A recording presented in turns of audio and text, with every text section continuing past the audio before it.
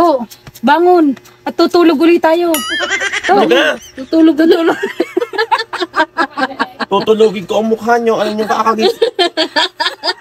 Tulog na. Ang tao papatulogin pa. Ano? Comatose?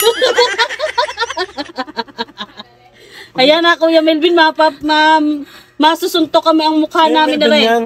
Kuya Melvin Rima, siyang nagpasimuno ng pagpapagising sa iyo. Kuya Melvin, kayong tatlo makukomatong sa akin. Ano pinagkagagawa nyo yan sa buhay ko? Paus na paus at nag-concert. Alam nyo, nag-concert din ako sa The Clash. Aray, naka-live.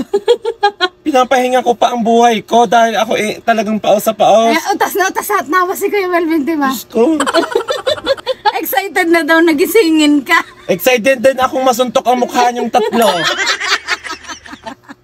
Ang sarap pa ng tulog ko eh. Boy, baka ma-share ang live. Shout out sa Rimas family at kay Kuya Melvin na nagpasimuno ng lahat. Diga, ang saya lalo. Oo, ang kaluluwa ko eh, adwang-adwa sa inyo. Namamasyal pa eh. Ang galing nyo mag-gising ng tulog, ana.